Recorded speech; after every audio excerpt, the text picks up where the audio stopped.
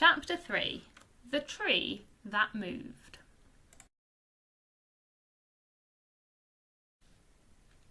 The terrible wind died down almost as suddenly as it had started, and for half an hour or so the common was quite quiet and hushed, and the roar and rumble of the traffic on the roads could be heard quite clearly. The trees stood still as statues, and every creature, small and large, let out a sigh of relief, and began to get its breath back. Even the youngest Wombles, who were fast asleep, stirred and muttered and turned over, for the noise of the wind had been heard deep down in the burrow, and for a week doors had banged and the electric lights had swung backwards and forwards, making leaping shadows on the walls.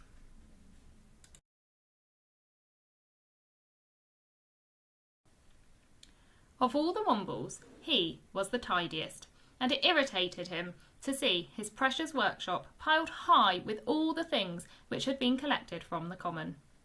There just hadn't been time to get everything sorted out, and for the last 2 nights he had been dreaming about being overtaken by an avalanche of hats and scarves, papers and boxes, bus tickets and milk cartons.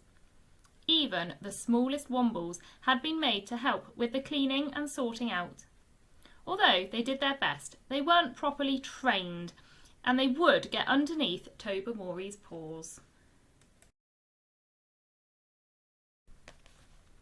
"Worst wind I remember," said Tobermory, rubbing his eyes. His fur felt sticky with tiredness. "Ho hum," said Great Uncle Bulgaria, whose memory went further back than his friends, and who could recall the great storm, which had blown down dozens of trees. "Well, time you went to bed." "What about you?" said Tobermory, putting his paw over his mouth to hide a yawn. "You don't need much sleep when you get to my age," said Great Uncle Bulgaria. "Besides, well, never mind, off you go, old friend, and no more nightmares." Great Uncle Bulgaria drew his tartan shawl more closely around his shoulders and put his paws up on the footstool and blinked at the electric fire. He didn't like sudden silences. A stillness in the air was all right on a lovely summer's evening or a spring night, but in November it didn't feel right, and Great Uncle Bulgaria could sense his fur prickling, which was always a sign of something being not as it should be. "Ha ho hum," muttered Great Uncle Bulgaria as he got up very slowly and felt for his stick, and then shuffled quietly out of his warm room and down the passages, where the only sound was the gentle breathing of the sleeping Wombles and the ticking of the clocks in the workshop.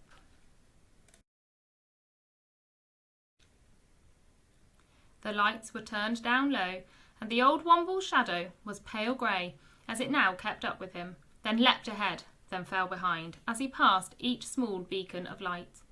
In spite of his age, Great Uncle Bulgaria moved so softly that he almost surprised the Womble who was on duty at the main doorway. Luckily for the night watch Womble, Great Uncle Bulgaria just happened to drop his stick. "What, who, which, what?" said the Womble, leaping to his paws. "It's me," said Great Uncle Bulgaria, shuffling round the corner and peering through his spectacles. "Who's that?" "Tomsk," said the Womble. He was twice the size of Great Uncle Bulgaria. Indeed, he was the largest Womble on the common. He was also the bravest and the most daring, for he would climb the highest tree or dive to the bottom of the Queen's Mere, and he had once chased after an Alsatian dog. Fortunately, he had not caught it, for he would not have had the least idea what to have done with it. For the truth of the matter was Tomsk had no common sense at all.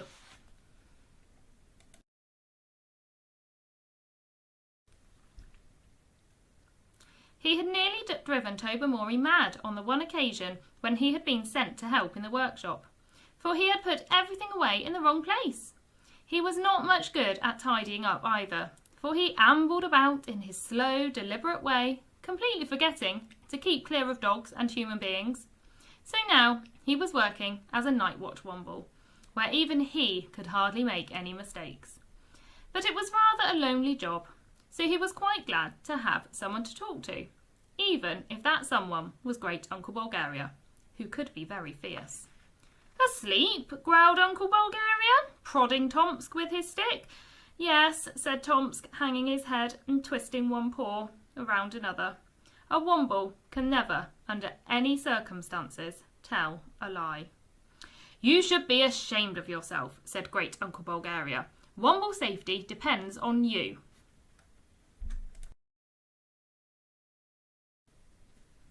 "Well, don't do it again, and open up." "Now?" said Tomsk. "Open up now? It's the middle of the night." "I know it's the middle of the night," said Great Uncle Bulgaria. "Go on, go on." Tomsk shook his head and slid back the bolts very slowly, and then opened the door a few inches. "More than that," said Great Uncle Bulgaria. "I want to go out." "Now?" said Tomsk. At which Great Uncle Bulgaria blew out his cheeks and hooked the door open with his stick and shuffled out into the cold, still air. He was glad of his shawl as he made his way through the bushes and out into the dark night. He saw the white and black face of a badger watching him from the shadows and muttered, "Evening."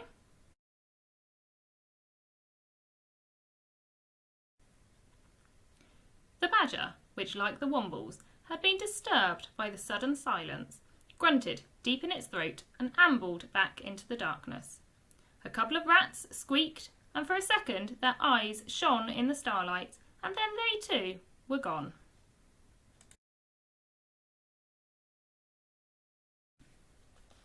Great Uncle Bulgaria looked up at the sky and saw that the stars were vanishing one by one as the clouds came rolling in from the west. He sniffed the air, turning his head from side to side, and again his fur prickled, for he could smell rain coming. Not just a shower, or even a good soaking, but a real downpour. There were thousands of gallons of water up in that clouding sky, and Great Uncle Bulgaria didn't care for the smell of it at all. "Anything the matter?" whispered Tomsk, looming up behind him. "It's going to rain," said Great Uncle Bulgaria, and pattered back towards the burrow, leaving Tomsk more puzzled than ever. As always, Great Uncle Bulgaria was perfectly correct. The rain started with a soft sighing sound at 10 minutes past 2. As the night wore on, the rain grew heavier and heavier, and when the first Wombles stirred just before dawn, it was coming down in steady, driving sheets, which were so thick you could hardly see through them. "It's raining," announced Tomsk to Bungo, as he came bouncing jauntily down the passage. "How can you tell?" said Bungo cheekily.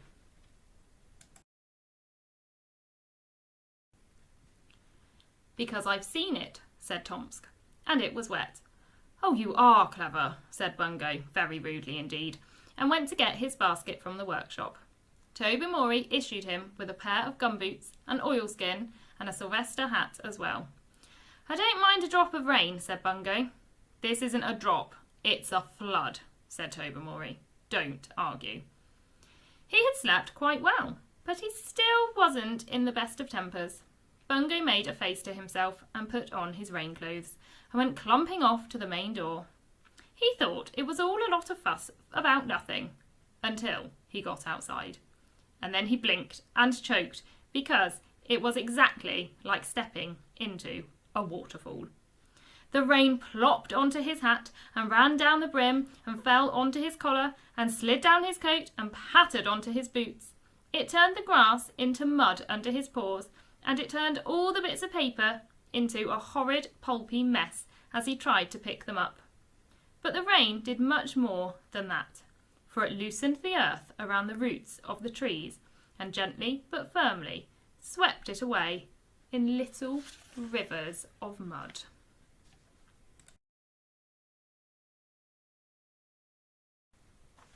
And the mud ran down the banks, and the little rivers grew larger, and they bit deeper and deeper into the ground until they made narrow valleys, and everything got swept along before them.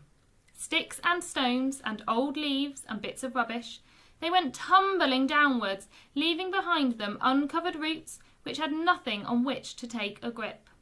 and at the same time the water in Queensmere began to rise.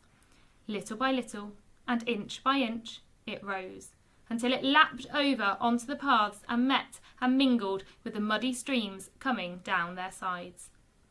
"It's raining," announced Bungo, when he finally straggled back to the burrow. "Told you so," said Tomsk. "You do look wet." "I am wet," said Bungo, taking off his rain-clothes and shaking himself violently.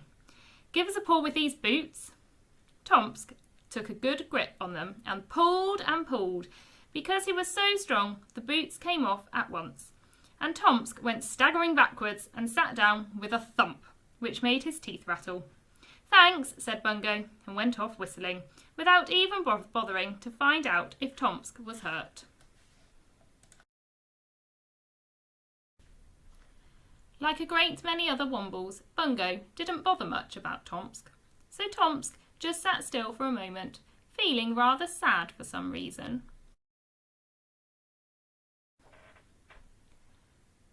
And it was while he was sitting that he noticed that a few leaves and bits of stick by the doorway were moving.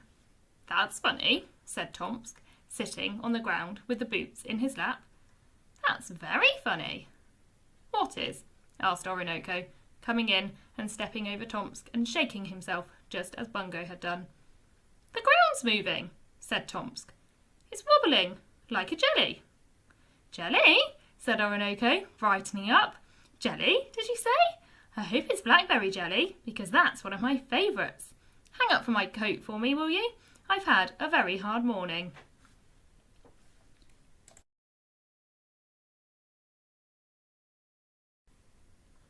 And off went Orinoco, with 6 wet bus tickets in the bottom of his tidy bag, and the firm belief in his head that he had been working every minute of the last 3 hours, instead of trying to find somewhere to shelter and to have a nice 40 winks.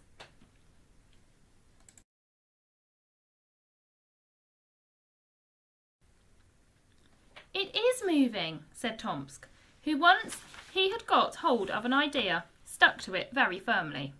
But all the other Wombles were too busy about their own affairs to take any notice of him.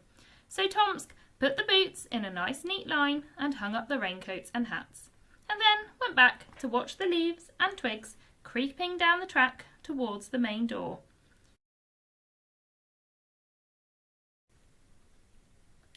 It was really quite a frightening thing to see, but Tomsk was not a nervous Womble, so his fur didn't prickle as great Uncle Bulgaria's would have done if he had been there. The small tide of mud lapped over the doorstep, and when Tomsk put his paw there, the mud just went around the sides of it.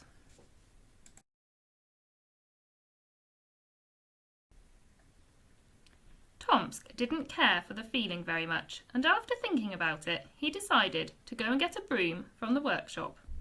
"What do you want?" growled Tobermory, whose fur was now covered with so many mushy pieces of white paper that he looked as if he had been making pastry. "A broom," said Tomsk. "You don't need a broom," said Tobermory. "There now, you've made me lose count of these dratted baskets, and you've left dirty paw marks right across my floor." "It's only one paw that's dirty," said Tomsk, holding it up to show Tobermory, "and I want a broom to stop the ground moving." "Don't come here with your nonsense," said Tobermory, seizing Tomsk by the shoulders and pushing him towards the door. "The ground doesn't move unless it's an earthquake, you silly great gormless Womble." "But," said Tomsk.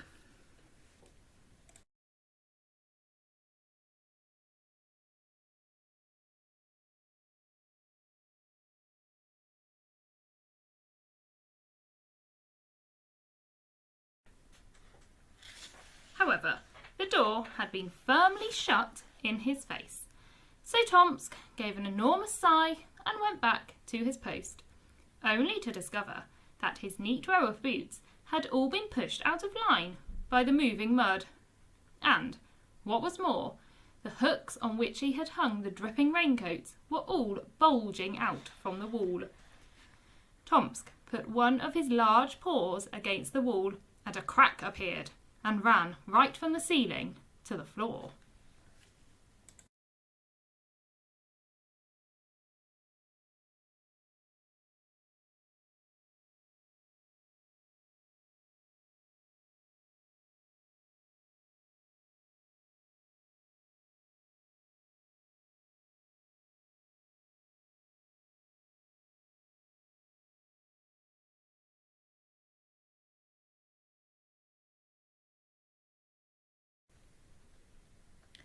It was really quite a frightening thing to see, but Tomsk was not a nervous Womble, so his fur didn't prickle as Great Uncle Bulgaria's would have done if he had been there.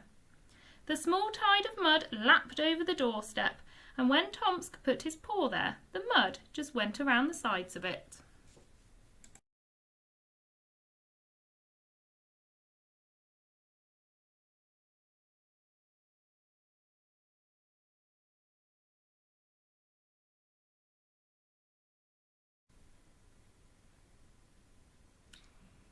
It was such a nasty feeling that Tomsk decided there and then that he had better do something about it.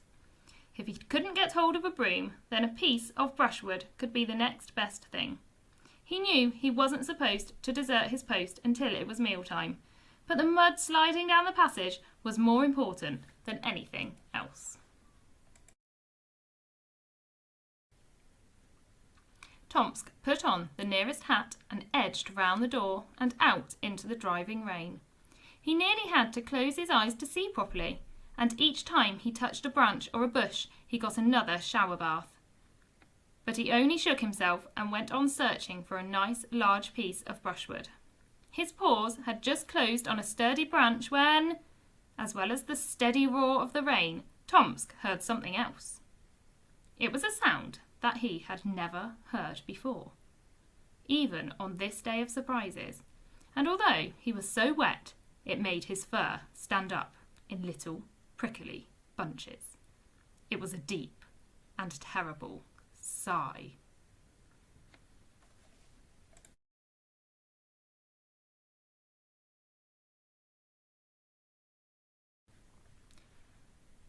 Tomsk put back his head and looked up, and there above him was a tall, thin tree, which was moving too. Not one breath of wind was there, and yet, although he had to keep blinking to keep the rain out of his eyes, Tomsk could see that the tree was slowly, but deliberately, bending over. "Stop! Don't do that!" shouted Tomsk. The tree sighed and shivered and creaked, and 2 squirrels ran along its topmost branches and leapt for the safety of a nearby neighbour. "Don't! Don't! Don't!" implored Tomsk, jumping up and down and banging his paws together.